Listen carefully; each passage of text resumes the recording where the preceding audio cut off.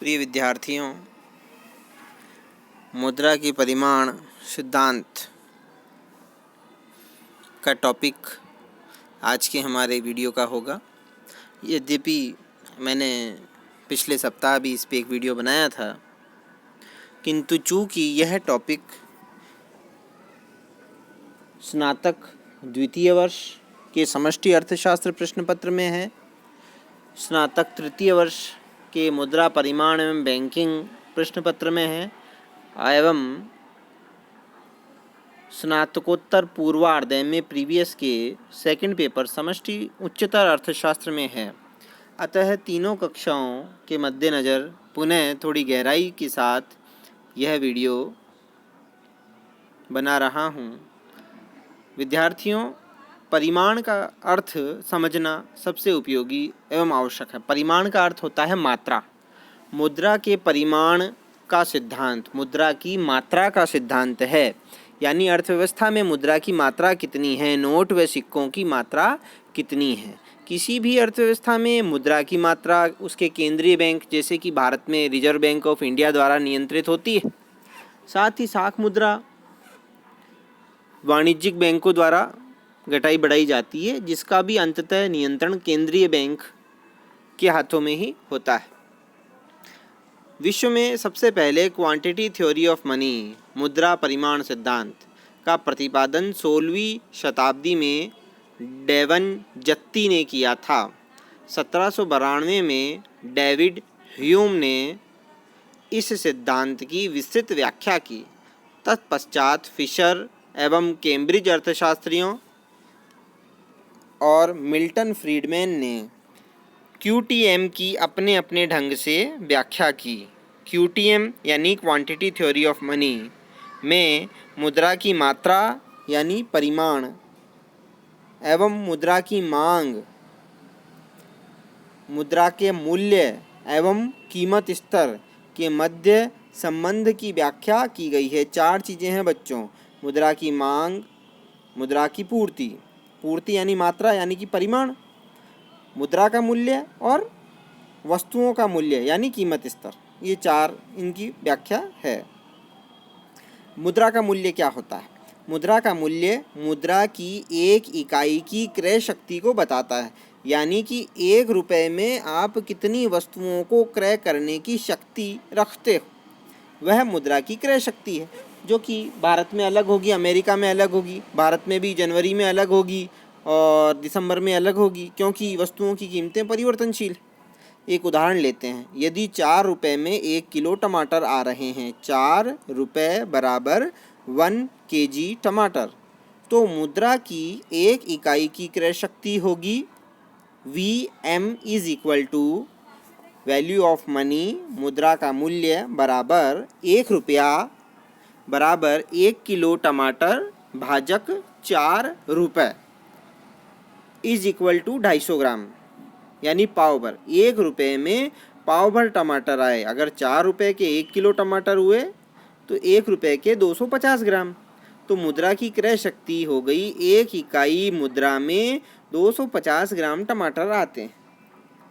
अब इसकी समीकरण लेते हैं। मुद्रा की क्रय शक्ति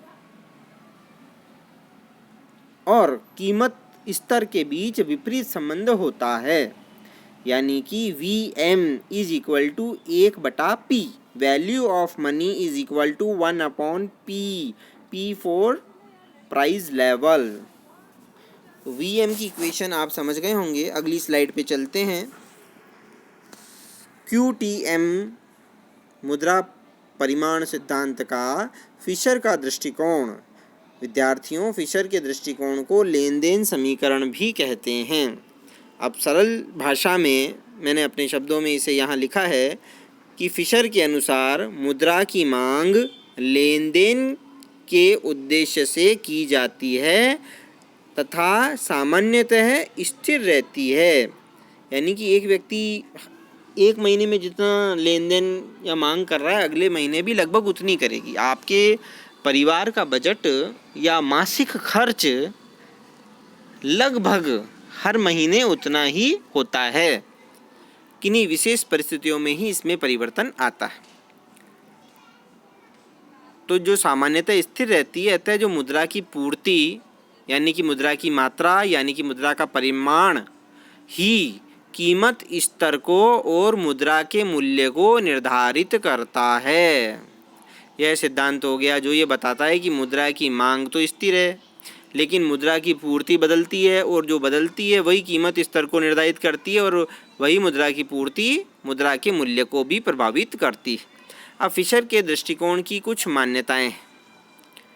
नंबर 1, पूर्ण रोजगार। अर्थव्यवस्था में सभी लोगों को उनकी क्षमता एवं योग्यता के अनुसार यथा योग्य रोजगार मिला हुआ है। नंबर 2, एम तथा एम डैश में निश्चित संबंध होता है।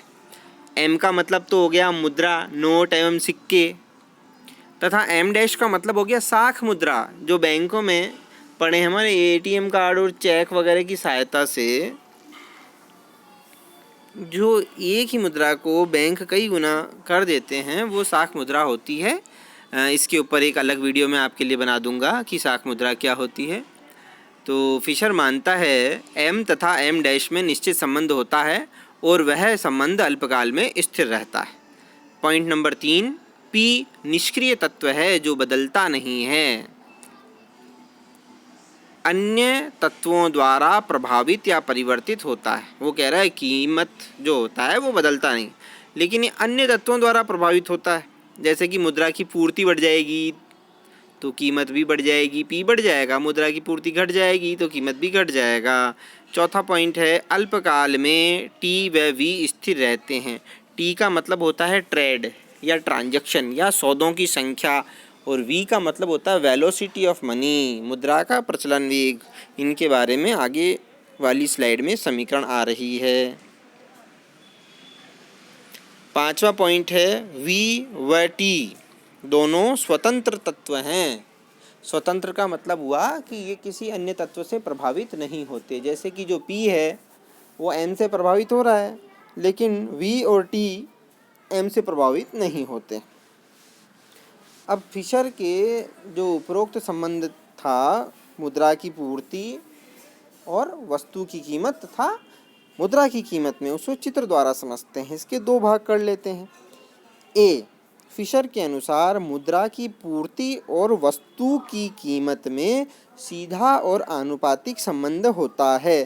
चित्र में आप देख रहे हैं कि एक्स अक्ष पर मुद्रा की पूर्ति है और वाई अक्ष पर वस्तु की कीमत। अगर मुद्रा की पूर्ति M1 से बढ़कर M2 हो गए तो कीमत स्तर भी P1 से बढ़कर P2 हो गया, तो दोनों को मिलाने वाला एक सीधी रेखा में 45 डिग्री का वक्र हो गया, जो ये बताता है कि दोनों के मध्य सीधा और आनुपातिक संबंध है। अब पार्ट बी की चर्चा करते हैं।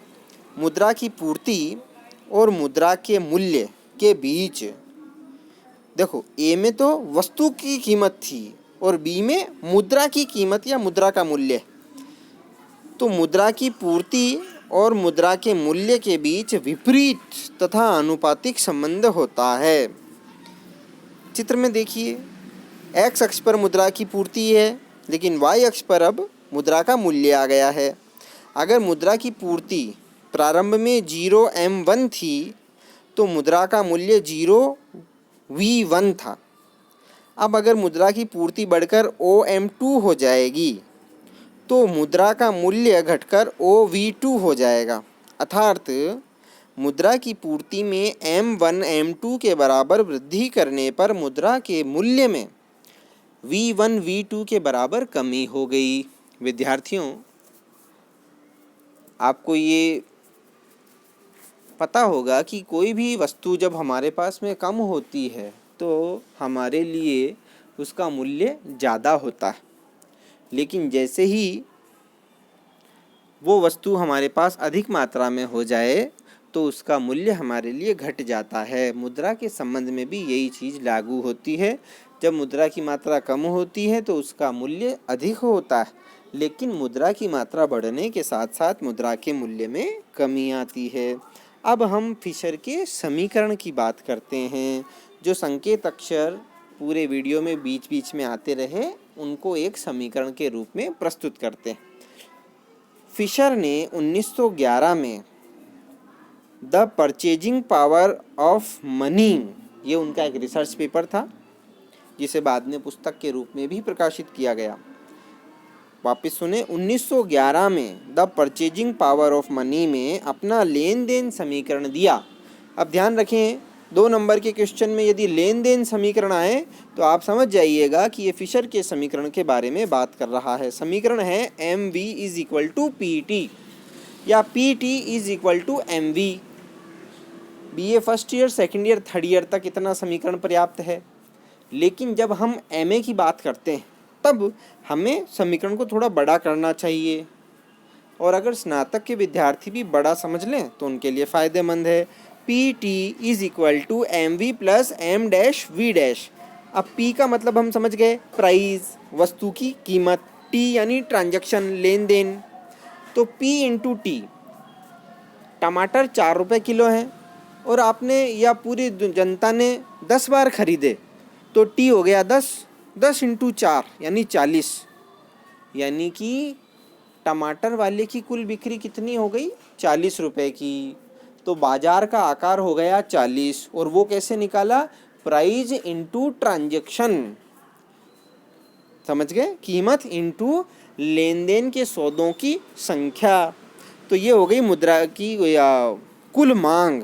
अर्थव्यवस्था में जो कुल मांग है मुद्रा की वो 40 रुपये है हमारे इस उदाहरण में। Is equal to MV, M यानी मुद्रा की मात्रा, V यानी वेलोसिटी, उसका प्रचलन वेग, यानी कि एक नोट या सिक्का एक निश्चित समय अवधि में कितने हाथों से होकर निकलता है। जैसे कि अर्थव्यवस्था में केवल 10 रुपये ही हैं और 40 रुपये के टमाटर खरीदने जाने हैं, तो इसका मतलब क्या हुआ, वही 10 का नोट 4 बार लेन देन के प्रयोग में आया। तो V कितना हो गया, 4, और मुद्रा कितनी हो गई, M हो गया 10, 10 इंटू 4 बराबर वापस 40। तो PT is equal to MV होता है। लेकिन वर्तमान अर्थव्यवस्थाओं में व्यापारिक बैंक, जो हमारे ब्यावर में भी आप देखते हैं, SBI है, PNB है, IDBI है, IDFC है, HDFC, ICICI, ये सब वाणिज्यिक बैंक, ये नकद जमाएं स्वीकार करते हैं, ऋण देते हैं। इस प्रकार ये साख का निर्माण करते हैं।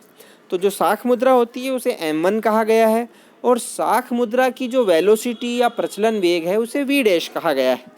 तो इसे भी जोड़ लिया गया। तो P into T is equal to M into V plus M dash into V dash. मुद्रा की मांग बराबर मुद्रा की पूर्ति। नीचे सबका संकेताक्षर दिए गए हैं।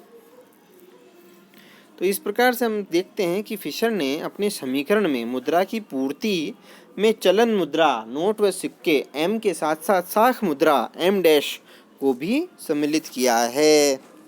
विद्यार्थियों, आशा है आपको ये वीडियो अच्छा लगा होगा। हो सकता है वीडियो देखने में पिक्चर क्वालिटी थोड़ी सही ना हो, लेकिन सरल भाषा में, आम बोलचाल की भाषा में, आपकी और मेरी भाषा में इस तथ्य को, इस सिद्धांत को समझाने का जो प्रयत्न मैंने किया है, आशा है आपको समझ में आया होगा। आपके उज्जवल भविष्य की कामना के साथ वीडियो यही समाप्त करते हैं। मिलते हैं नेक्स्ट वीडियो में। धन्यवाद।